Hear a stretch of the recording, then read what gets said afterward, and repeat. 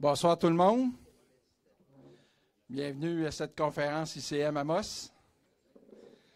Je me présente Robert Cloutier, président de la section ICM à Amos.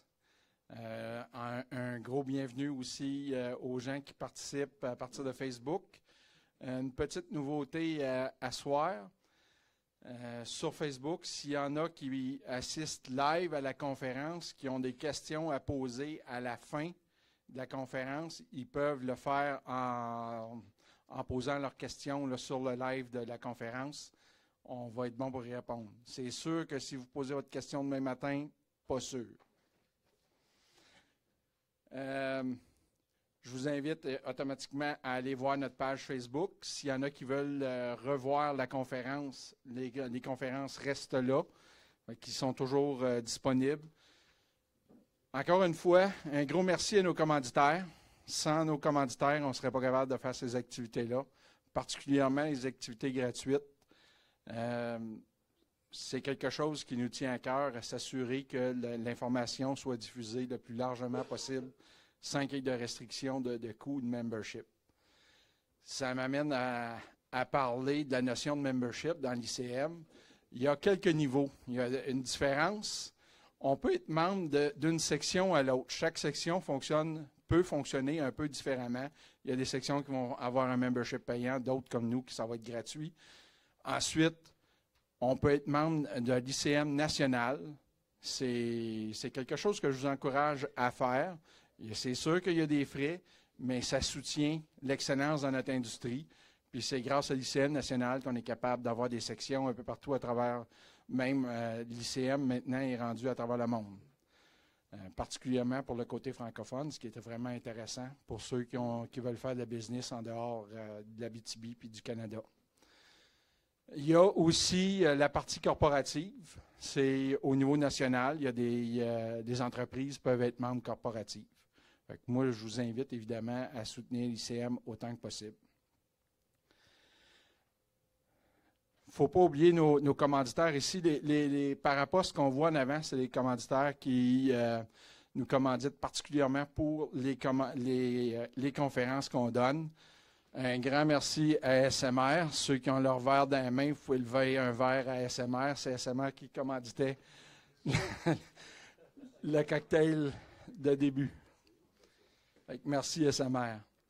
Maintenant, quelques petites nouvelles rapides. Excuse-moi.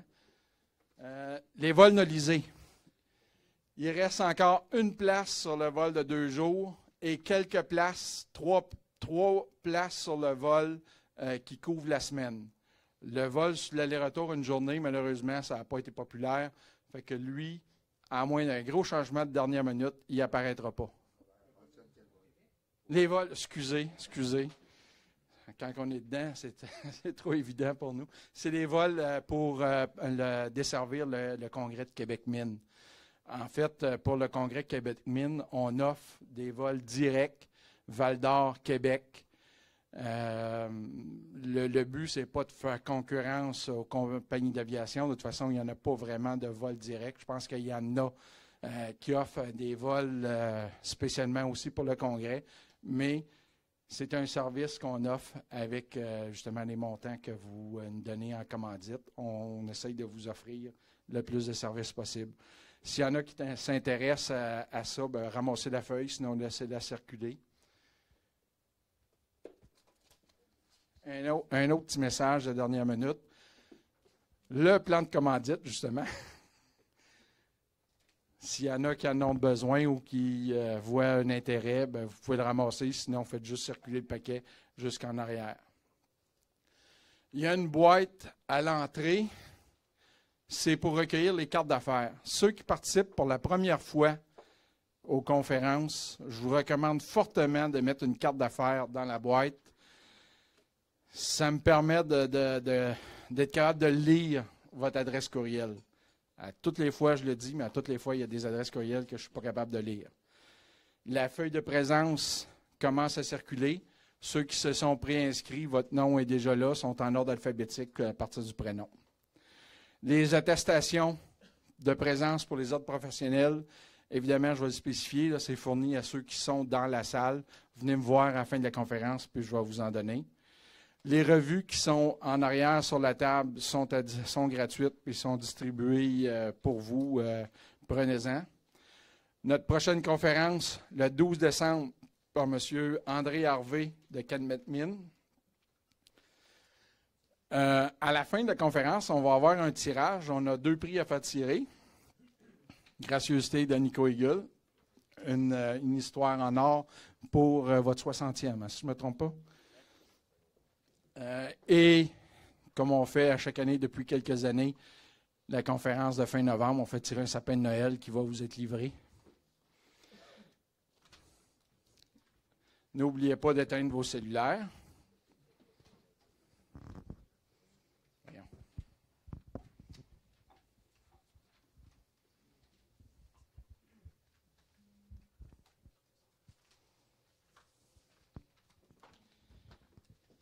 Ghislain va passer les billets pour le tirage à la fin.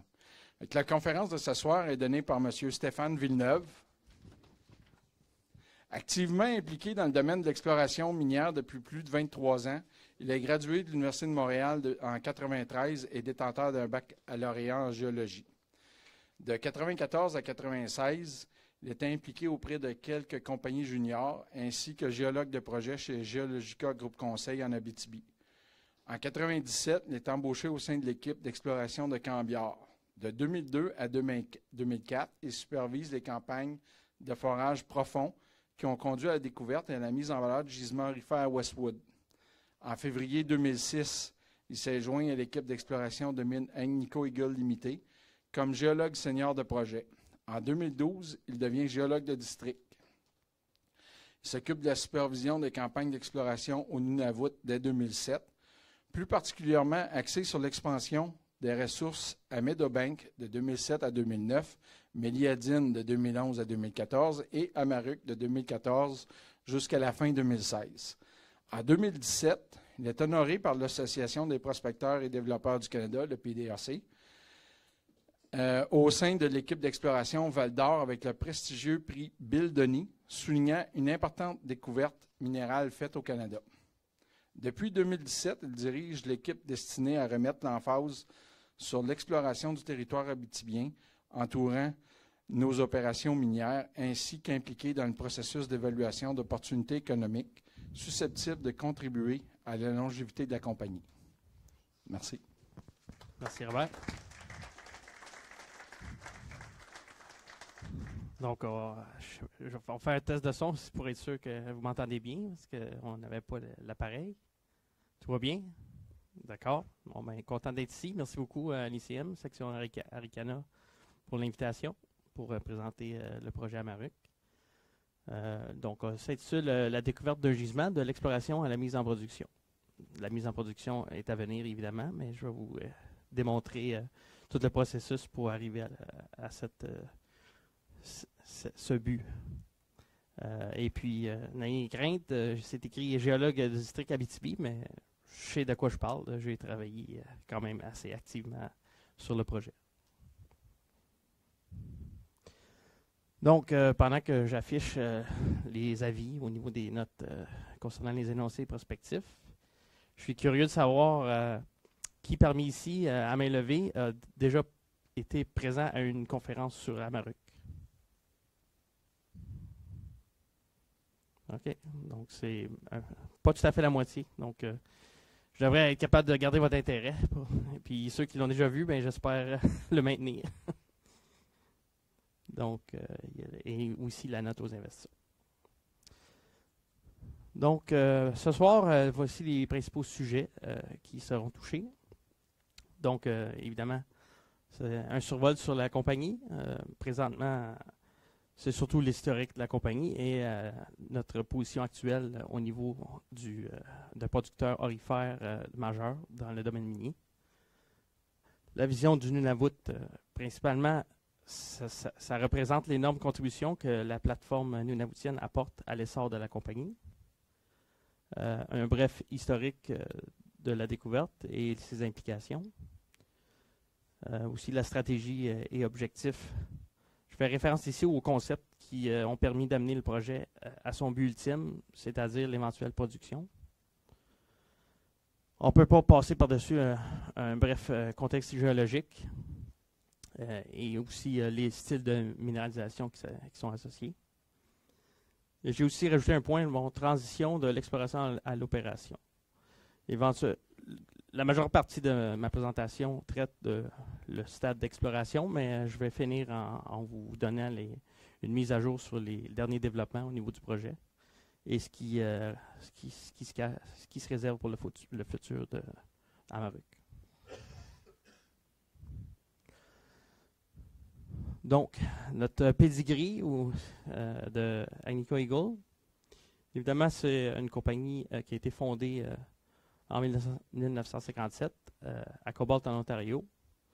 J'en profite pour vous faire un petit rappel sur le symbole qui est ici. Donc, 2017, ça correspond à notre 60e année dans l'industrie minière. Le fondateur Paul Penna, évidemment, qui est à l'origine de Agnico Eagle. On est évidemment listé sur la bourse de TSX et de New York. Le symbole AM. Donc, Agnico Eagle, c'est quoi? C'est essentiellement 9 mines en production et plusieurs projets avancés aussi. Donc, on est présent dans 4 principaux districts miniers, si vous voulez. Donc, le Mexique, l'Abitibi, le Nunavut et aussi en Finlande.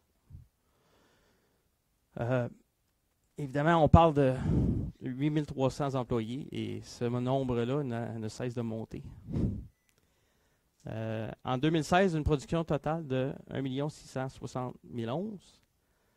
Et on a annoncé dernièrement qu'en 2017, on devrait atteindre le seuil de 1 680 011 prévu pour la fin 2017. Fait à noter, le seuil quand même appréciable de 2 millions d'onces est anticipé d'être atteint en 2020. Nos budgets d'exploration à la grandeur de la planète, évidemment, sont de 120 millions US.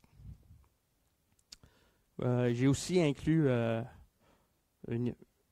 les chiffres globaux, si vous voulez, de ce que c'est Agnico Eagle. C'est quand même important de le mentionner. Donc, on parle de près de 20 millions d'onces en réserve, globalement parlant, évidemment. Et au niveau des ressources mesurées et indiquées, un peu plus que 16 millions d'onces. Et les ressources présumées sont à 16 millions d'onces aussi. Donc, c'est quand même substantiel. Et évidemment, notre but, c'est, avec les 60 dernières années, je pense qu'on est dans la position de rajouter quand même un certain nombre de décennies devant nous.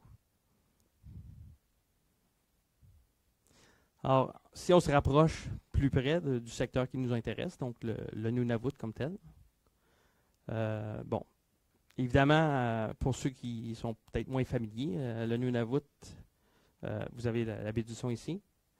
Donc, notre mine en opération, c'est la mine Meadowbank ici, qui est en production depuis janvier 2010. Le projet en construction, projet Méliadine ici, à environ 25 km de la communauté de Rankin Inlet. Et puis, évidemment, le projet Amaruq, qui est aussi dans une phase de développement, ici, à environ 50 km au nord-ouest de Meadowbank. Donc, Meadowbank, qu'on a acquis d'une autre compagnie, Cumberland Resources, en 2007. La production depuis 2 janvier 2010, ce qui était un chiffre qui est quand même intéressant à connaître par rapport à Meadowbank. Donc, en date du 3e trimestre 2017, on parle d'une production cumulative de 2 750 000 onces qui ont sorti de Meadowbank présentement. Présentement, les chiffres sont difficiles à voir, alors je vais vous aider un peu. Au niveau des réserves actuelles de Meadowbank, on est à 710 000 onces en réserve. Donc, évidemment, la fin de Meadowbank approche. Et Amaruq sera la clé d'une continuité, en ce qu'on l'espère. Amaruq, découverte en 2013. On dit 2013, je vais vous présenter un peu plus en détail à quoi ça correspond. Et puis, ce dépôt-là sera un dépôt satellite à la mine Meadowbank. C'est ce qui est anticipé. Et évidemment, le projet Amaruq a été approuvé au niveau du développement en février 2017. Meliadine, qui est une acquisition aussi de la compagnie Comaplex en 2010. Donc, seulement 3 ans après Meadowbank et la même année du début de production. Donc, 2010 a été une année assez occupée. Et puis, Meliadine, évidemment, lui aussi, étant en construction, mais la haute direction a approuvé le développement du projet et la construction est en bonne voie de se compléter dans les budgets anticipés et dans les temps.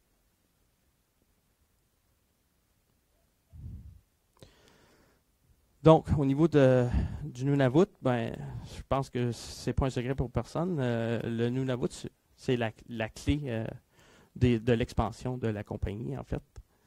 On parle de construire des bases solides et une vision à très long terme au Nunavut. C'est ça qui est anticipé. On parle d'un vaste potentiel minier qui se traduit par un potentiel d'investissement stratégique à long terme pour Agnico Eagle. On a l'opportunité de transformer l'avenir du Nunavut pour les générations à venir. Donc, notre implication sociale au niveau des communautés est bien important. Création d'emplois, développement durable, c'est toutes des choses qui sont importantes pour Agnico Eagle au Nunavut. Au-delà de 1200 personnes qui travaillent sur les projets Meadowbank et Meliadine. Quand on dit Meadowbank, on inclut Amaruq dans ce cas-ci. Ce nombre-là inclut évidemment pas nécessairement juste les gens au site. Il y a un impact aussi en Abitibi. Évidemment, c'est supporté grandement par le point d'attache. En Abitibi, oui, mais ailleurs au Québec aussi. Et on est quand même fiers d'avoir 400 Inuits dans nos différents projets. Et puis, on travaille fort pour augmenter ce nombre-là. Les investissements, on parle de 1,2 milliard US pour les 3 prochaines années. Donc, si on le décortique un peu, ça correspond à 900 millions pour développer le projet Meliadine et environ 330 millions pour le développement de Amaruq.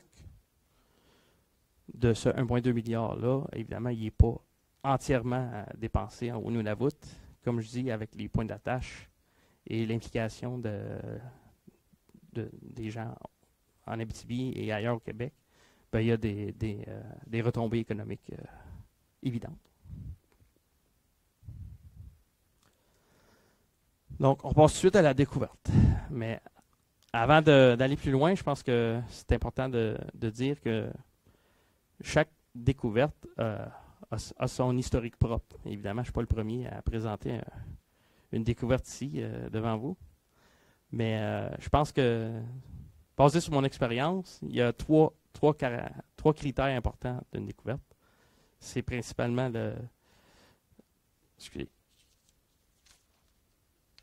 on parle de la vision qui était si importante, le savoir-faire et aussi la chance. Parce qu'on ne faut pas se le cacher, ça prend un peu de chance. Mais je pense que si on maximise la vision et les savoir-faire, on peut arriver au même résultat avec un peu moins de chance. Donc, il faut aussi mettre en contexte, vous avez vu sur les diapositives avant, donc découverte en 2013. Il faut se remettre dans la situation de 2013. Je ne sais pas si plusieurs d'entre vous s'en souviennent. 2013 a été une année très difficile financièrement pour les minières. Le prix de l'or a chuté de 500 $ entre janvier et juillet. Ça a passé de 1700 quelques à 1200 quelques US. Donc, c'était un peu morose comme situation. Et évidemment, au niveau des budgets d'exploration, ça a eu un impact direct.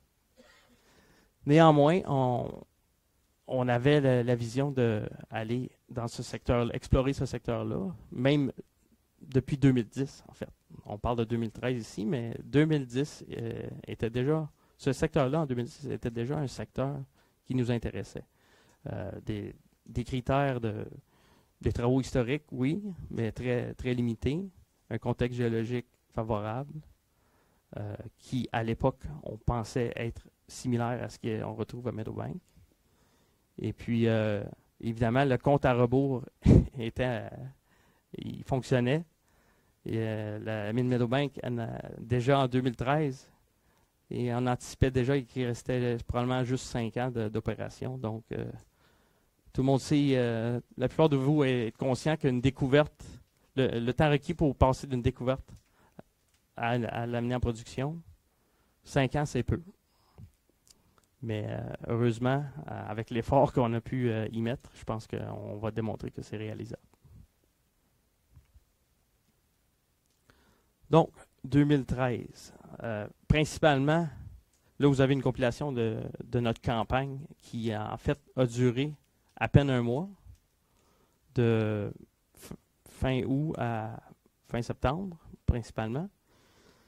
Mais avant le forage, évidemment, il y a eu des travaux un peu de cartographie, prospection et suivi sur un ancien indice qui se situait ici, qui datait des années fin 80.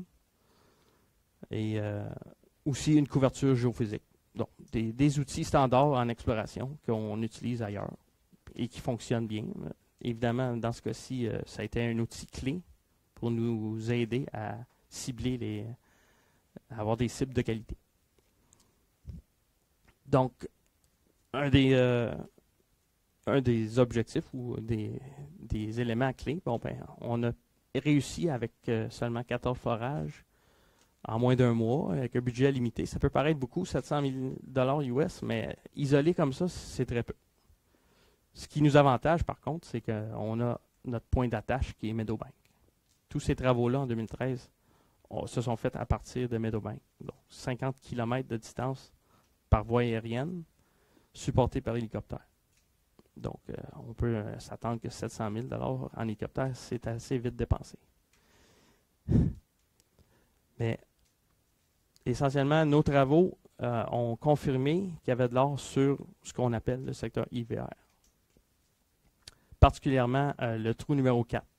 C'est difficile à voir, mais ce mois-là de forage s'est fait en 2 phases.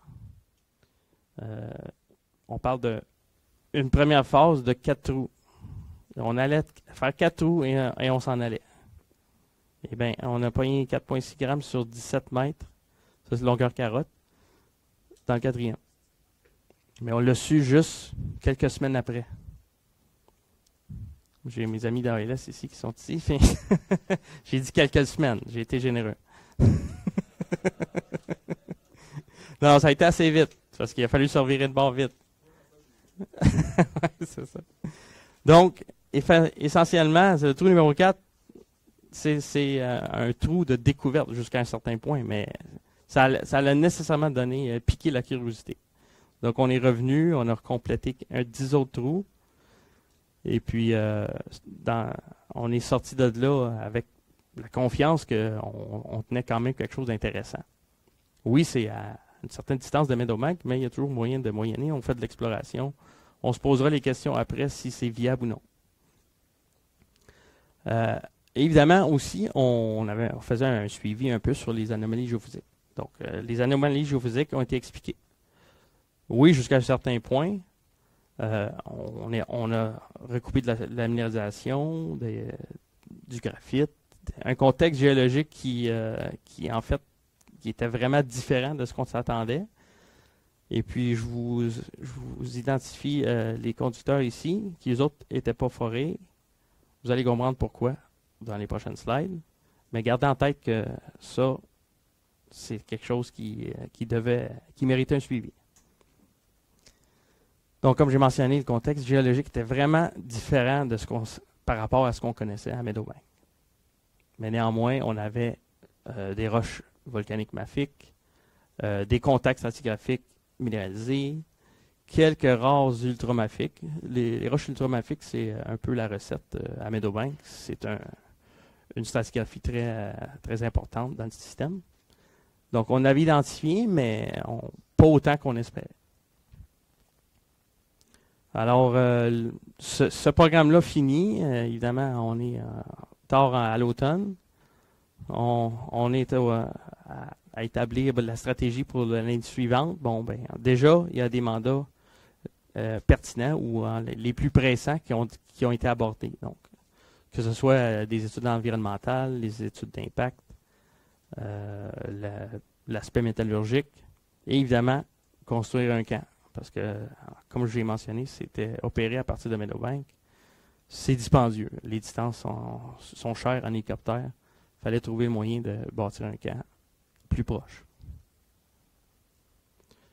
Ce qui nous amène, après ça, à 2014. 2014, on est primé, comme on dit. On a quelque chose. Alors, on retourne sur le secteur de IVR, évidemment, mais les conducteurs au sud, on va les tester. Le problème, c'était sur un lac. Donc, ils ont été testés, mais au printemps, on parle peut-être au mois de fin avril, si vous voulez. Parce qu'évidemment, ce secteur-là, en plein hiver, le Nunavut, c'est difficile. C'est un hiver très ardu, très difficile. Puis, on n'avait pas de moyen de se rendre là, à part un hélicoptère. Donc, un hélicoptère dans des froids extrêmes, c'est pas l'idéal. Donc, on est, mettons, au printemps. Les premiers forages sur la glace, évidemment, on a le délai d'avoir les résultats. Et puis, surprenamment, il n'était pas si encourageant que ça sur la glace. Mais, on peut quand même vraiment parler de la découverte. Selon moi, la découverte de Amaruq, et en particulier de Whale-tail, c'est fait en juillet 2014. Et puis, ce trou-là le témoigne très bien. On parle de... Encore là, vous ne voyez pas très bien. C'est au-dessus de 6 grammes sur 55 mètres.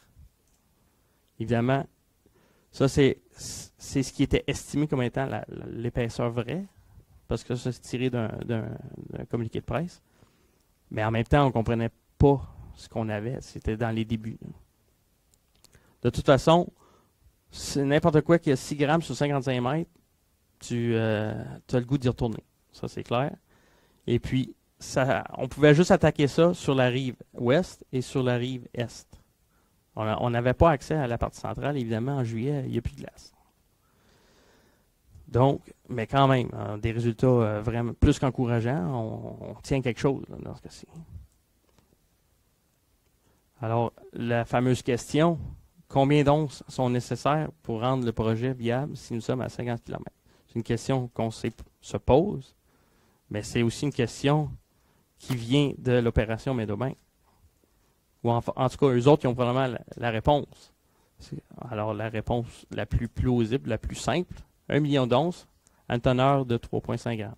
Ce qui est similaire à la teneur de l'opération Meadowbank à l'époque. Parfait. Donc, on continue de forer activement ce nouveau secteur-là qui, même s'il est limité, l'accès est limité, c'est là qu'on a les résultats les plus encourageants. Même si ce secteur-là, on ne l'a jamais abandonné non plus. On voulait trouver la façon de comprendre qu'est-ce qui se passe ici avec autant de valeurs élevées en or, sans être capable de connecter les choses ensemble.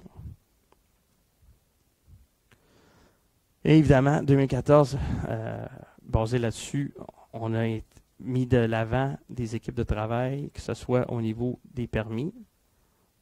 Évidemment, on a impliqué l'ingénierie, la géologie à plusieurs niveaux et l'environnement, évidemment. Pour arriver à aussi l'étude pour bâtir un camp, avoir un camp ici spécifiquement sur le site. Donc, j'ai une autre diapositive pour vous le montrer, mais ces travaux-là, ces efforts-là ont permis d'obtenir des ressources présumées de 6,6 millions de tonnes au-dessus de 16 grammes pour 1,5 million d'onces. Premier calcul, basé sur 31 000 mètres de forage. Donc, on peut dire mission accomplie. On a supplanté les critères que le Meadowbank nous avait fixés. Excellent. On est encore plus encouragé pour 2015. Donc, 2014, c'est une vue vers le sud. Et puis, juste pour vous situer, le secteur IVR, c'est le secteur qui est ici. Donc, on parle d'un secteur qui était quand même affleurant. Prenez ma parole pour du cash, là.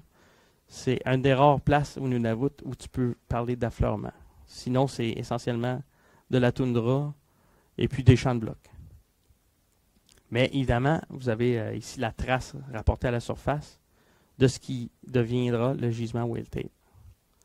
Et puis, évidemment, si ce n'était pas de la géophysique et de la compréhension acquise en 2013, ben, il faut se poser la question, est-ce qu'on aurait pu faire la découverte si rapidement?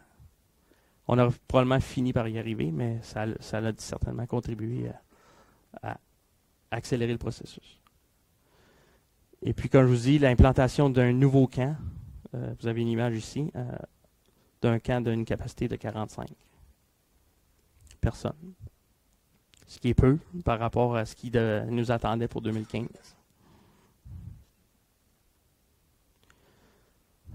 Donc, 2015. Si 2014, on peut, le mot qui me vient en tête, ça serait l'année découverte. Ben, 2015, je dirais que c'est l'année de développement. Donc, là, 2015, la priorité, évidemment, est le secteur, la continuité de Whale-Tail, particulièrement au niveau du lac. Donc, un nombre quand même assez impressionnant de trous ont été implantés sur le lac. Et puis, évidemment, la continuité géologique vers l'ouest était aussi sous le lac, ce qu'on appelle le lac Mammouth. Donc, vous avez une autre vue ici des deux lacs. Donc, l'eau, évidemment, est un problème et pas nécessairement un problème, je dirais, parce que l'eau, c'est une réalité qu'on voit ailleurs, pas juste au Nunavut. Mais au Nunavut, c'est particulièrement présent. Et il faut trouver une façon de négocier ça le mieux possible. Et la façon de faire, c'est de commencer tôt au printemps, le plus tôt possible. Et en ayant un camp sur place, ça nous permettait d'être plus présents plus vite. Donc, ça nous a permis, évidemment, de faire l'exploration vers l'ouest. Et plusieurs approches nous ont amené à un calcul de ressources présumées internes, donc qui date du 30 juin, de 9,7 millions de tonnes à 6,5 grammes-tonnes pour 2 millions d'onces. En grande partie relié, le gain en onces est en grande partie relié au taux de forage sur la glace. Mais au 30 juin, même principe, le forage est en continu, mais les analyses sont décalées. Donc, ça ne tenait même pas compte de tous les forages qu'on avait implantés à ce moment-là. Mais on était dans la bonne direction. On augmentait les onces. Et pour finir l'année avec 16 millions de tonnes, presque 17 millions de tonnes à 6,1 grammes-tonnes pour 3,3 millions d'onces. Donc, le gain était substantiel à ce moment-là, mais les travaux, quand je dis développement, c'est développement à tous les niveaux, là, autant forage, infrastructure, grossir le camp, toutes les études que vous ne pouvez pas imaginer pour accélérer le processus en vue de... Parce que pour produire, évidemment, ça prend les permis en conséquence. Donc, en 2015, on était pas mal fatigué à la fin de l'année. Mais on était satisfait. On avait plus que doublé les onces, en fait. Arrive 2016, même principe, là, en fait, on n'arrête jamais. Mais ça, c'est une image de l'opération Meadowbank. Donc, Meadowbank est 100% exploité par fosse à ciel ouvert. Et 2016, bon, ben, on parle d'une année selon ce que je qualifierais d'une année de réalisation. Donc, évidemment, le programme intensif de forage, on a rajouté des foreuses encore. À ce moment-ci, le but principal, c'est de convertir les onces présumées en ressources indiquées, particulièrement au niveau du pit Whale-Tail. La fosse pour le dépôt Whale-Tail, c'était la priorité à ce moment-là. Et la fameuse question, combien d'onces on essaie pour rendre le projet viable? Ben, elle refait surface. Je dis, ben, on avait déjà répondu. Puis, ouais, mais là, c'est différent. En tout cas, vous savez, c'est quoi la politique? C'est les ingénieurs, je ne sais pas s'ils avaient aiguisé le crayon, mais ils disaient, il faut vous reposer la question. Sauf que cette fois-ci, on était prêt. Au 30 septembre, on avait atteint le 3,7 millions d'onces à 6 grammes. Donc, c'était quand même un chiffre intéressant. Et on était en bonne voie même de dépasser le nombre d'onces qui sont inclus au niveau de l'opération Meadowbank. Donc, c'est quand même un accomplissement en soi.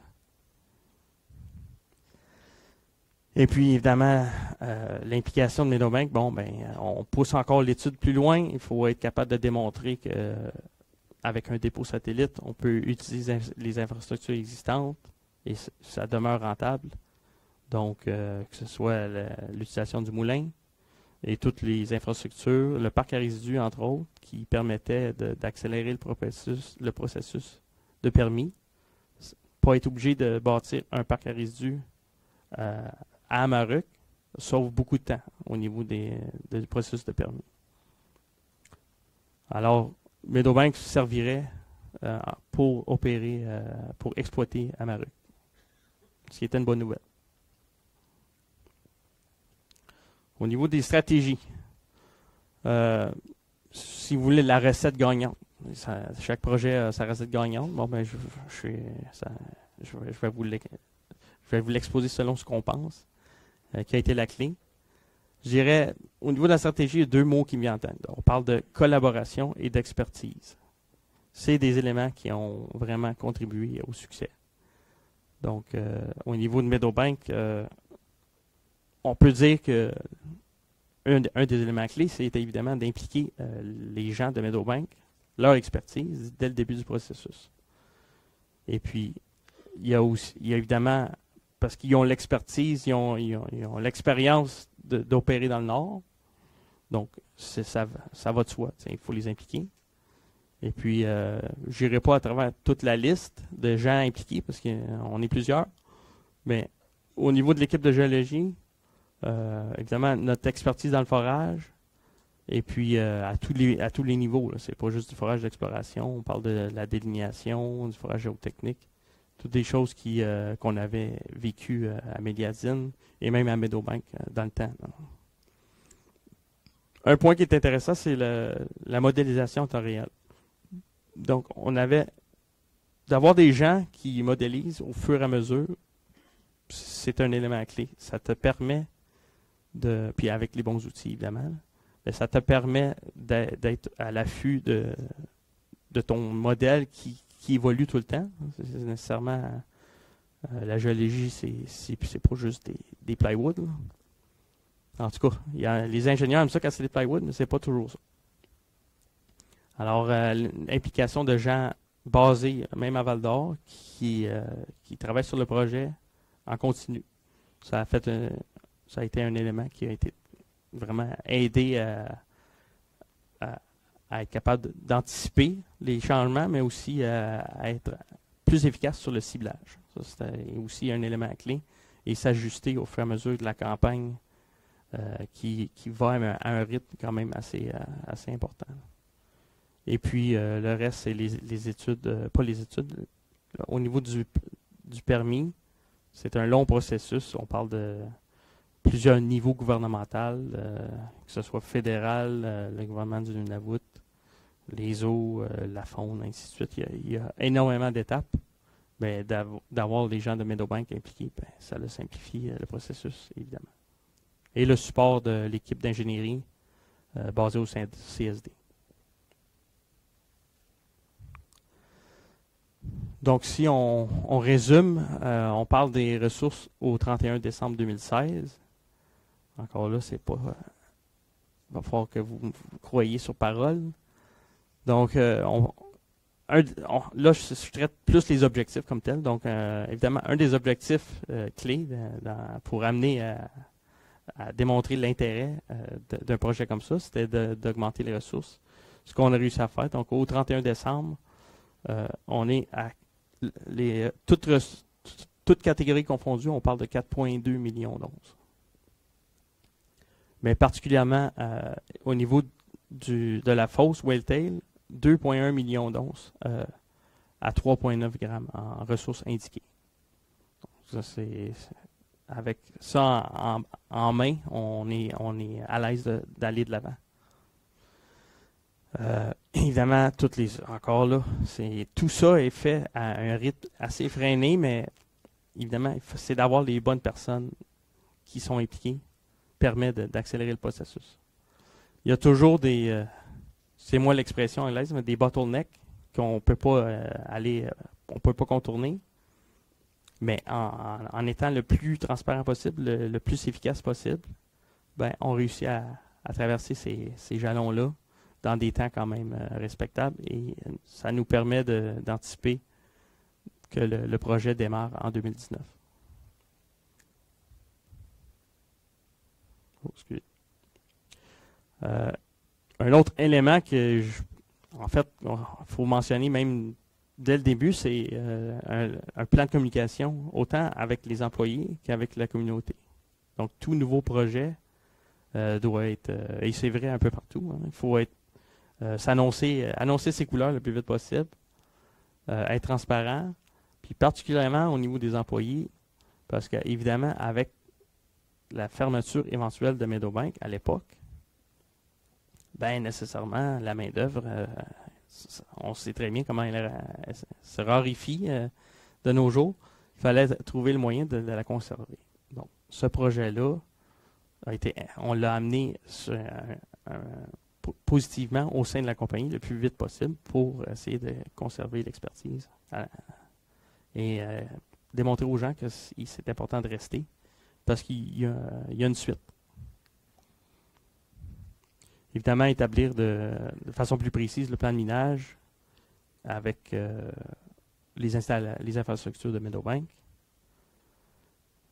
Et puis, tout ça qui est le but ultime de tout projet d'exploration, c'est de ne pas fermer Meadowbank. Pour ça, c'est mission accomplie. Le projet Amaruq permet une continuité et non une fermeture.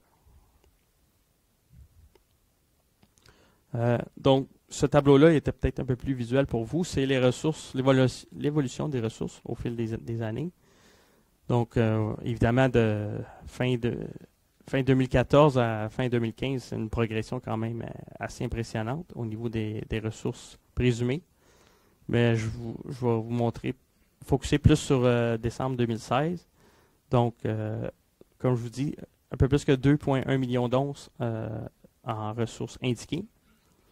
Environ à ciel ouvert. Je les ai séparés ciel ouvert et sous terre. Parce qu'évidemment, il y a un potentiel sous terre à Amaruq. Je vais vous le démontrer dans les prochaines diapositives.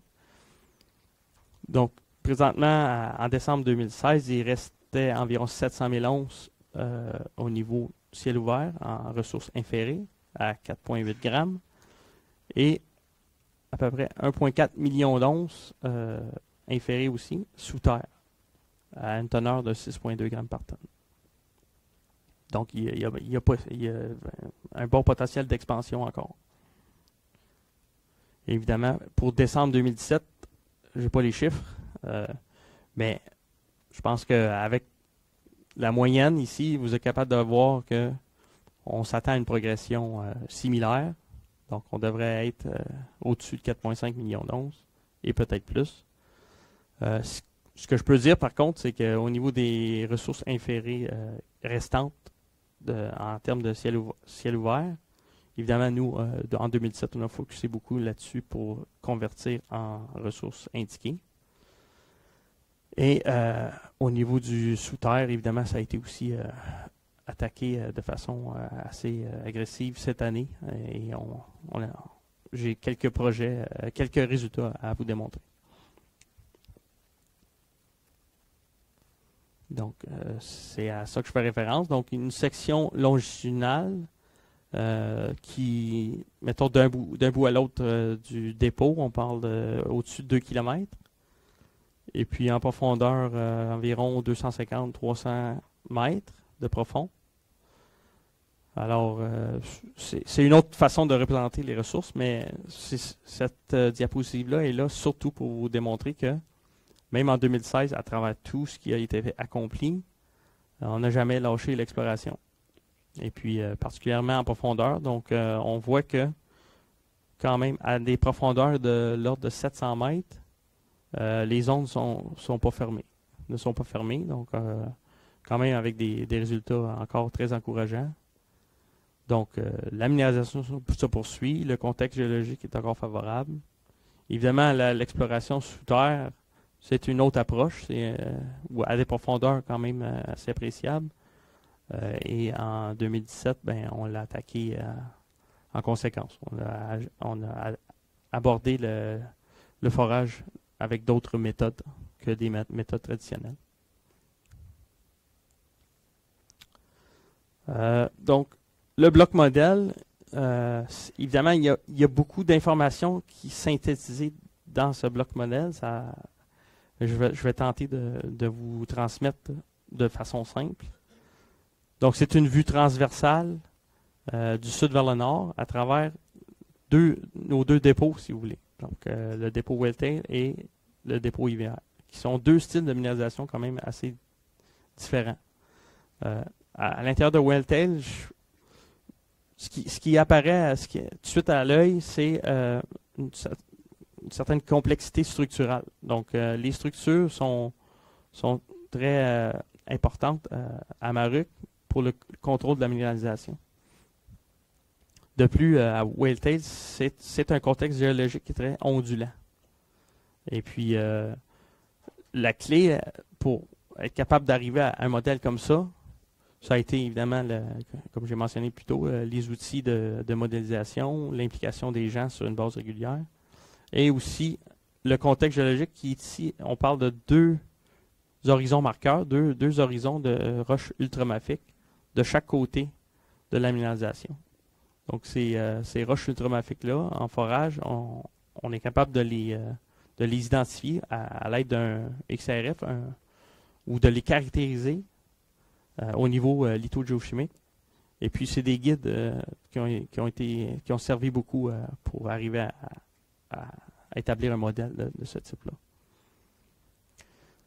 La vue verticale, c'est un peu exagéré. On parle d'à peu près 350 mètres de verticale ici.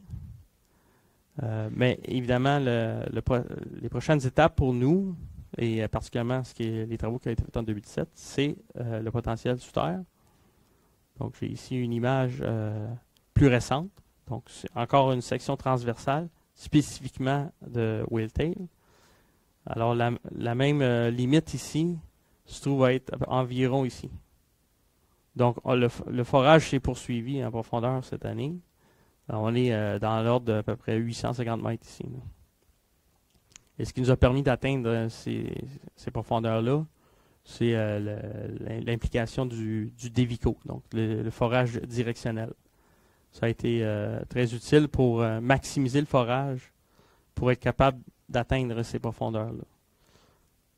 Encore là, les chiffres, c'est des teneurs aurifères sur des longueurs carotte dans ce cas-ci. Je prends pour exemple le trou 1433E, qui est une branche, si vous voulez, directionnelle, un trou pilote. Ça correspond à environ à peu près 16 mètres en épaisseur vraie. Ce qui arrive, c'est que nos forages, sur forêt vers le nord, ils longent la structure. Donc, le contexte géologique favorable se poursuit en profondeur, mais évidemment, il est plissé, un peu comme on voit près de la surface. Alors, souvent, ce qui arrive, c'est qu'on frappe la minéralisation, mais on la longe au lieu de la traverser à un angle plus perpendiculaire. Mais ça a l'avantage de forer dans ce sens-là. En fait, forer dans l'autre sens va nous permettre de mieux évaluer les épaisseurs vraies, mais de l'attaquer du sud vers le nord nous permet vraiment de l'identifier. La majorité de nos forages sont forés vers le nord. Donc, on identifie le contexte favorable, et puis par après, on inverse la foreuse et on fore vers le sud pour être capable de vraiment donner une confiance, si vous voulez, au modèle. Donc ça a été fait dans tout le processus, particulièrement en 2016. et ça a bien fonctionné. Donc, on parle quand même d'une confiance au niveau du modèle, donc une confiance dans les ressources, évidemment. Et puis, le forage est en cours présentement. On a une foreuse sur le terrain présentement qui fore vers le sud. Pour ce qui est de IVR, même principe. À l'époque où on a développé ce bloc modèle-là, en fait, il n'est pas vraiment à jour. Nous, on travaille en constante évolution au fur et à mesure que les données rentrent. Mais j'ai fait par exprès pour vous donner un bloc modèle un petit peu plus vieux par rapport à ce qu'on connaissait. Mais présentement, le même secteur ici, évidemment, là, vous voyez les images. La coupe transversale coupe à travers les fosses proposées. Donc, on a la fosse Welltail qui est la fosse principale. Mais il y a aussi un potentiel de fosse sur les zones IVR. Et même principe, encore là, l'image n'est pas très bonne, mais ça correspond à des résultats de cette année 2017. On voit qu'il y a vraiment une extension en profondeur des zones qu'on continue d'explorer encore aujourd'hui. Donc, le potentiel sous terre existe, on y croit, et puis il suffit de le travailler de façon plus efficace possible. Et pour les années à venir, c'est nécessairement là où on pense avoir un gain important au niveau des ressources. Si on s'attarde directement à la minéralisation, désolé un peu pour la qualité des photos, mais essentiellement, le gisement Welltail, le type où la majorité des zones aurifères se situent. Donc, je ne sais pas si vous vous souvenez, il y avait les deux horizons marqueurs de Ultramafic. Bon, ben, à l'intérieur de ça, c'est un contexte sédimentaire. Donc, c'est essentiellement des schertes, des roches sédimentaires à grains fins et aussi une formation de fer qui est très différente de ce qu'on retrouve à Meadowbank, mais néanmoins un contexte similaire jusqu'à un certain point. Donc, la majorité des zones aurifères, ça se trouve à être dans cette unité de cherte-là, mais l'aspect du cherte est complètement défait ou camouflé par l'intense silicification que la roche a subie dans la période de minéralisation. Et puis, donc, les contacts sont plus évidents. C'est une roche qui est essentiellement formée de silice et puis de sulfure. Il y a quand même beaucoup de pyrrhotite et l'arsonopyrite qui est entouré en blanc. Donc, deux éléments importants pour avoir l'association de l'or. Et puis, évidemment, c'est un excellent conducteur en même temps. Donc, on revient à notre potentiel démontré par la géophysique. Ben, ces unités-là répondent très bien au niveau des conducteurs, principalement dû à la pyrrhotite. Un autre type de contexte favorable pour l'or, c'est la formation de fer. On parle ici d'une formation de fer silicatée, donc une roche très enrichie en amphibole, carbonate et pyrrhotite. C'est une roche qui est très, très dense, très magnétique. Et puis, c'est plus typique d'une formation de fer comme on en voit ailleurs. Mais ce qui est important, c'est qu'elle est affectée aussi par de la déformation dans certains cas. La présence de sulfure, particulièrement de la pyrrhotite, des fois en bande semi-massive. Et puis, lorsque l'arsonopyrite est présente, ben, les teneurs aurifères sont meilleures. Et est aussi affectée par une silicification ou la présence de veines de quartz.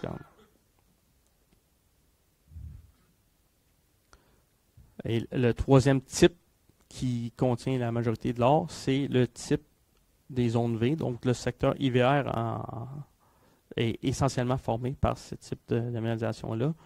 On parle carrément de veines de quartz. à l'intérieur d'une roche souvent déformée. Le plus souvent, c'est la roche ultramafique, mais on retrouve aussi ces veines-là dans des roches mafiques intrusives aussi. Et souvent, elles se poursuivent dans les sédiments, mais il n'y a pas de la continuité où elles meurent rapidement dans les sédiments. On dirait que ces veines-là se développent dans un type de roche qui est favorable à de l'ouverture, donc surtout les roches ultramafiques déformées. Et évidemment, l'or visible, vous en avez un bon exemple ici. L'or visible, c'est vraiment un critère qu'on retrouve partout à Amaruq. J'ai rarement vu autant d'or visible dans ma carrière. Et cet échantillon-là le démontre. Cet échantillon-là a titré 1,6 kg par tonne d'or. Donc, il y avait beaucoup d'or. 1,6 kg par tonne d'or. Beaucoup d'or. C'est assez particulier. Donc, mais c'est une des caractéristiques de ces zones-là. Mais il y a quand même un effet pépite. C'est pas systématique. C'est des veines qui sont souvent enrichies en or à différents niveaux. Des fois, c'est relativement faible. Mais tu vas souvent avoir un échantillon qui porte des teneurs spectaculaires comme ça. Et les continuités sont bonnes aussi. C'est assez impressionnant. Donc, si on ramène ça au moment présent, où en est le projet Amaruq, on parle de 367 km de forage à date, et même un peu plus de 1550 forages de compléter. Et tous ces forages-là, c'est 100% Agnico Eagle. Il n'y avait aucun forage sur cette propriété-là avant 2013, avant la découverte. Les zones sont évidemment ouvertes à profondeur. Les diapositives avant vous le démontraient un peu, mais vous le voyez ici aussi. Ça, c'est des résultats rapportés dernièrement. Donc, il y a de l'ouverture au niveau whale tail en profondeur et au niveau des zones V aussi. En fait, c'est une vue composite. C'est comme si on ramenait tout ça sur un plan. Là. Donc, c'est un petit peu dur à voir, là, mais on voit en haut ici, c'est vraiment les deux zones séparées. Donc, les deux démontrent une extension en profondeur. D'autres jalons importants qui ont été accomplis, évidemment, l'approbation pour la construction de la mine en février dernier, mais particulièrement les audiences publiques qui ont eu lieu en septembre. Un peu ce que l'équivalent du BAP, si vous voulez, au Nunavut. Ça a eu lieu. Et dernièrement, le 6 novembre, une des instances gouvernementales, le NTI, a approuvé le projet. Donc, oui, Régis? En fait, c'est un peu le même contexte géologique qui revient. C'est comme un genre de pli. Mais c'est moins de 200 mètres. Là. C'est comme deux zones parallèles, mais on parle d'à peu près 200 mètres de distance. Donc, c'est ça. Ce jalon-là de une des instances gouvernementales qui approuve le projet, c'est un succès. Ça devrait enclencher le processus. Il y a d'autres instances c'est pas encore gagné, comme on dit. Là. Il y a d'autres étapes à franchir, mais on est sur la bonne voie. Évidemment, tout ça qui vise à diminuer au maximum le temps où les réserves de Meadowbank vont être épuisées et évidemment le début de production à Amaruq va commencer. Parce qu'évidemment, notre but, c'est de limiter ça au maximum pour que financièrement parlant, ça soit viable et pas trop demandant au niveau des coûts pour la compagnie. Pour ce qui est du futur, j'ai peut-être passé vite. J'ai oublié de mentionner qu'en 2015, on avait fait une demande de permis pour une route reliant Meadowbank à Amaruq. Évidemment, cette route-là a été complétée au mois d'août dernier. Donc, depuis août 2017, les deux projets sont reliés. Ça l'a évidemment ouvert beaucoup de facilités, ou en tout cas, ça permet une logistique qu'on n'avait pas tout se faisait par voie aérienne l'été, excusez, et une route de glace l'hiver. La route de glace, ça fonctionne bien, mais évidemment, lors de la fonte, tu as toujours une période où tu es comme pogné, tu ne peux plus l'utiliser. Alors, tu finis toujours par avoir un support aérien. Donc, avec la route qui est complétée entre Meadowbank et Amaruq, ça donne vraiment une latitude. Le processus de permis est en bonne voie, comme je vous dis, ça débloque déjà jusqu'à un certain point. On prévoit obtenir tous les permis requis pour démarrer la production là, à la mi-année 2018. En ce qui a trait à la production, donc la planification nous amène au troisième quart de 2019, basé sur une ressource de 2 millions d'onces d'or, donc ce qui donne une vie de mine de 6 ans. À noter que ce 2 millions d'onces d'or, ça correspond à moins de 50% des ressources actuelles. Ce qui est quand même, ça nous donne une latitude. Là. Mais pour faire les demandes de permis, il faut statuer dans le temps. Voici le projet qu'on va exploiter. Dans l'éventualité où on grossit le projet, il faut faire des amendements et pour accélérer le processus, il fallait se décider à une exploitation spécifique. Donc, ça augure bien pour le futur. La production annuelle de 369 000 onces par année, à partir de l'année 2 jusqu'à l'année 6, à un coût de 770 $ US l'once. Juste pour vous donner un critère de comparaison, en 2017, Meadowbank va produire 320 000 onces. D'ici la fin, incluant d'ici à la fin de l'année, là, ce qui est prévu, 320 000 onces à Meadowbank. Donc, on est, c'est similaire. T'sais, on parle d'une opération de même envergure. Donc, on devrait être capable de fournir le moulin et qui, évidemment, lui, on veut essayer de le faire fonctionner en continu le plus possible. Donc, j'ai mentionné plus tôt un capital initial de 330 millions et environ 25 millions de capital pour maintenir l'opération. Et évidemment, j'ai quand même mis l'emphase sur les opportunités d'expansion des ressources sous terre en particulier, et aussi la possibilité de trouver d'autres dépôts sur la propriété. Évidemment, on travaille activement là-dessus. Voici une vue qui a été prise en septembre, pas longtemps après que la route ait été connectée. On parle ici d'une route de 62 km. Donc, c'est 50 km par voie aérienne, mais 62 km avec la route. Donc, ce camp-là était à ce moment-là à une capacité de 125, qui a été la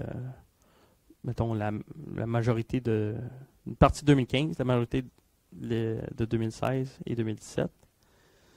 Et évidemment, avec la route qui est maintenant opérationnelle, au niveau des infrastructures, évidemment, les gens travaillent déjà à mettre en place des chemins, augmenter la capacité du camp, on a rajouté des ailes,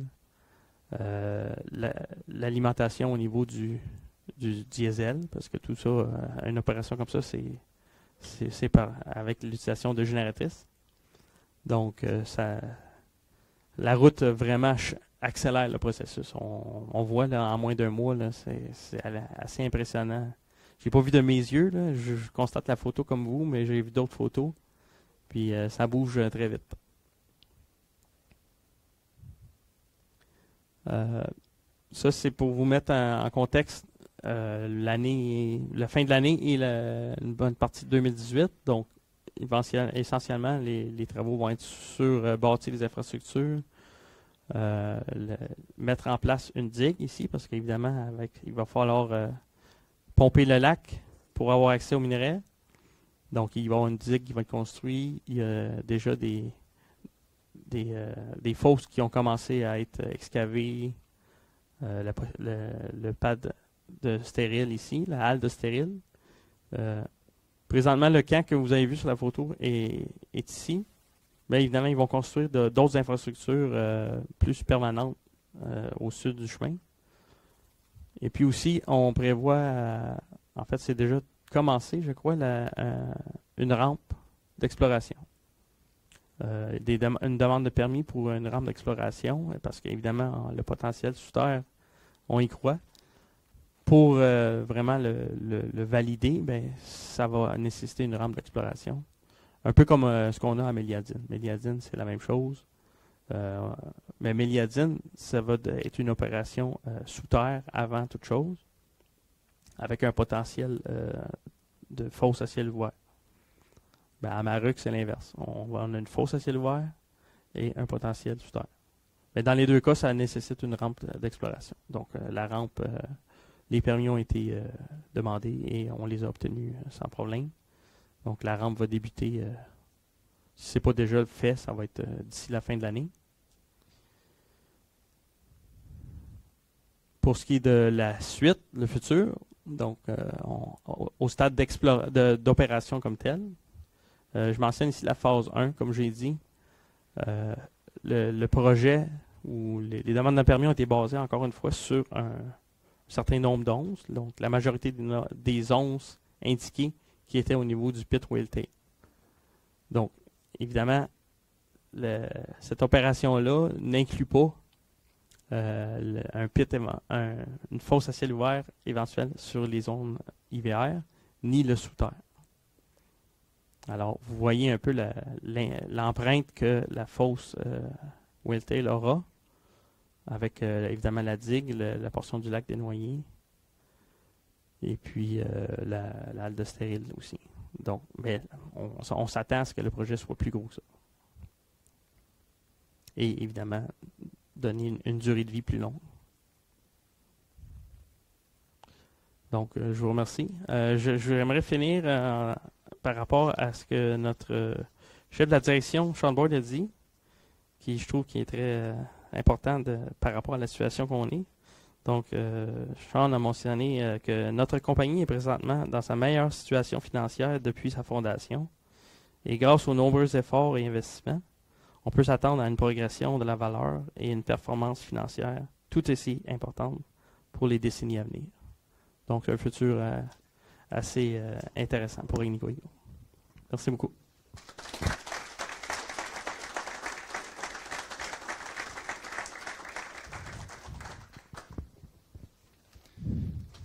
On a du temps pour quelques questions. Pour les questions, s'il vous plaît, on parlait dans le micro.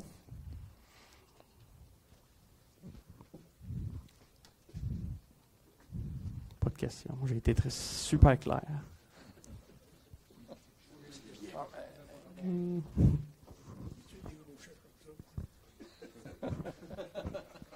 Ben, merci. Ça me fait plaisir. Merci à vous. Merci d'être venu. Et puis, je vous souhaite une bonne soirée. Ça sera.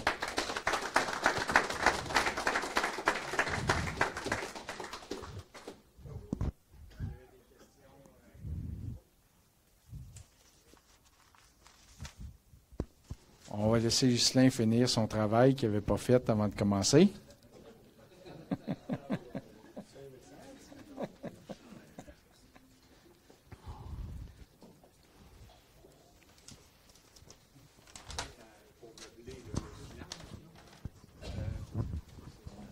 Bonjour Stéphane. Salut, Richard. Est-ce qu'avec l'étirement puis la possibilité d'Amaruc, là, est-ce que ça donne des possibilités d'aller sous terre pour Meadowbank ou pour l'instant c'est pas là? On ne sait jamais, dans le sens que tout est relié à un contexte favorable. Il faut démontrer que l'économique en vaut la peine. Ça a déjà été regardé dans le passé, le potentiel sous terre, sous les fosses à Meadowbank. À l'époque, c'était pas assez rentable. On ne sait jamais si le prix de l'or monte ou les paramètres sont favorables. Ça peut être regardé parce que, comme je l'ai mentionné dans ma présentation, le long terme au Nunavut, c'est quelque chose qui doit être envisagé et travaillé d'une façon constante. Et puis, on ne sait jamais. D'avoir un Meadowbank comme point central. Et puis même, on a redébuté l'exploration sur la propriété Meadowbank dans la dernière année. Donc, il y a encore du travail à faire et le but, c'est de faire fonctionner le moulin le plus longtemps possible. Donc, je dirais que c'est pas exclu, mais présentement, le focus va être regardé au niveau Amaruq. Mais on ne sait jamais. On le garde en tête, c'est certain.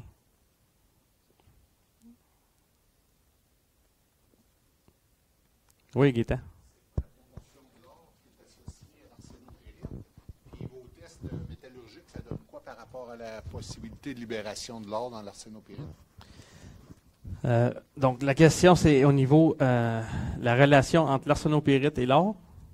Donc, je peux peut-être répondre dans le sens que l'avantage qu'on a, c'est l'or n'est pas encapsulé dans l'arsénopyrite. L'arsénopyrite est un élément clé pour les teneurs aurifères, mais heureusement, le système de déposition a déposé l'or et l'arsénopyrite probablement à différentes époques. Ou en tout cas, l'avantage, c'est qu'on parle plus d'or libre que de l'or encapsulé. Et au niveau des tests métallurgiques, ils sont très bons. C'est sûr qu'on a plusieurs types de gisements. Donc, on a, comme je l'ai démontré un peu, trois types. Celui associé aux zones fortement silicifiées nous donne les résultats intéressants. On parle au-dessus de 88% de récupération dans les tests initiaux, mais ils vont évidemment améliorer ce pourcentage-là avec d'autres tests. Ça implique probablement de modifier le moulin en conséquence, parce que c'est pas vraiment pas le même type de minerai, si tu veux. Il y a vraiment une différence au niveau de la dureté et au niveau des teneurs. Donc, il y a des ajustements à faire au niveau du moulin, c'est certain, des investissements par conséquent. Mais grosso modo, les gisements ensemble nous amènent dans l'ordre de 92% de récupération. Donc, ça regarde bien.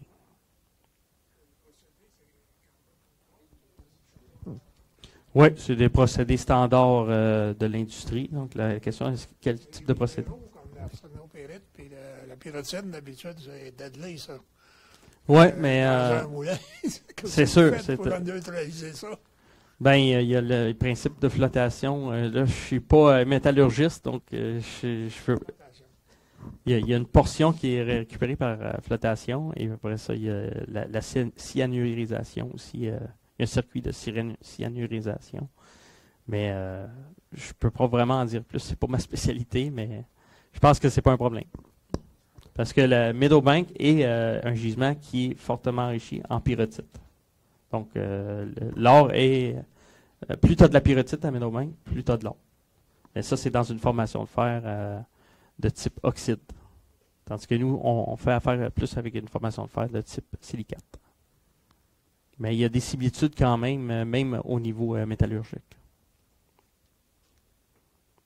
Exploration en 2018, là, j'imagine, si vous allez avec une rampe, ça va être plus sous terre parce que vous visez au niveau des profondeurs. Est-ce qu'il y a de l'exploration qui continue à se faire autour sur d'autres sites? Oui, absolument. Même en 2017, on a des zones intéressantes plus à l'ouest. Passer le lac, là, je ne sais pas si tu te souviens, il y avait le lac Mammouth, mais non. Plus à l'ouest encore que ça. On a découvert encore des indices. Évidemment, l'exploration va se faire en continu. La mise en valeur aussi, mais on n'attendra pas après la rampe. On a, avec l'utilisation du Devico, ça nous permet de sauver beaucoup de temps. Là, on l'attaque du nord vers le sud, mais on va probablement revenir du sud vers le nord. Mais ça implique forer en profondeur. Ben, c'est sûr que c'est plus dispendieux, mais avec le Devico, à la longue, on vient que c'est avantageux. Alors, il y a ça qui va être le focus en 2018 aussi. Et de l'exploration régionale, la propriété est immense. Donc, on a des équipes de prospection. Puis, dans une des diapositives, il n'y a pas juste Amaruq. On couvre un grand secteur du Nunavut. Donc, on a de quoi s'occuper. Mais pour Amaruq comme tel, il va y avoir une équipe dédiée à ça. C'est en continu, c'est certain. Pour le transport du minerai, là, le 62 km, qu'est-ce que vous envisagez à ce moment-ci? Tu veux dire quel type de camion? Oui. Je n'ai pas le détail. Présentement, ce que je sais, c'est qu'ils ont approché 2 fournisseurs. Donc, il y a 2 types de camions qui font des tests présentement, parce qu'avec la route qui est accessible. Évidemment, la route a débloqué, mais on ne peut pas parler d'une route qui est finalisée. Là. Il y a beaucoup de travail à faire sur la route encore. Mais ce que je sais, ils doivent faire des tests à Meadowbank, puis avant de statuer sur quel fournisseur comme tel, mais c'est des immenses camions, là, de 2 convois, parce qu'évidemment, on parle d'un moulin qui est capable de prendre 11 000 tonnes par jour. Donc, pour fournir, on ne sera pas à ce niveau-là avec le gisement à Maruc. La teneur est plus élevée qu'à Meadowbank. On va s'en tirer avec un tonnage un peu plus faible, mais néanmoins, il faut être capable d'amener ces tonnes-là au moulin. Donc, je sais que c'est des gros camions.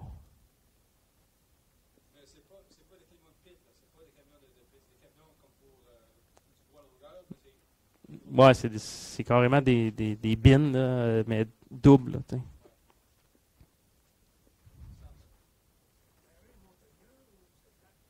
C'est assez plat. Le Nunavut se compare très bien à l'Abitibi, donc il n'y a pas beaucoup de topographie. Oui, beaucoup de lacs. Les routes sont sinueuses en conséquence, mais très peu de montagnes.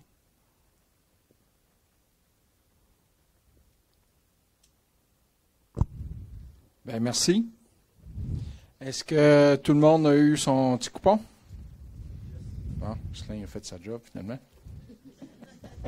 On va commencer par le. C'est moi qui ai l'honneur. Oui, c'est ça. On va faire votre volume en premier. Il y a combien de personnes d'Agnico Eagle ici? Ah. Juste Daniel? Bon, ben Daniel, ça serait une méchante bad luck que je te le pige. Hein? Ah, tu l'as pas pris? Donc, les 3 derniers chiffres, ça devrait marcher. Hein? 7, 3, 1. Il est parti. Il a vraiment pas aimé ça. Non, il est juste là.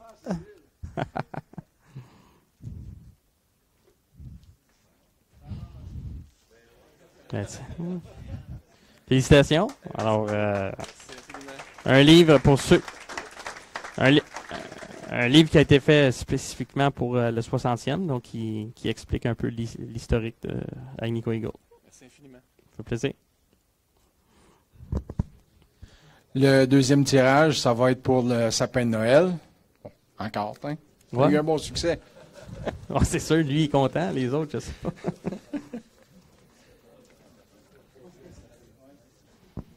Le sapin. C'est quoi j'avais? Non, c'est pas si pire. C'est encore 7, 0, 9. Oh, Régis! OK. Régis, je vais t'envoyer. Envoie-moi un courriel demain. Puis je vais avoir besoin de ton adresse. Il va être livré chez vous. Par la poste en petits morceaux.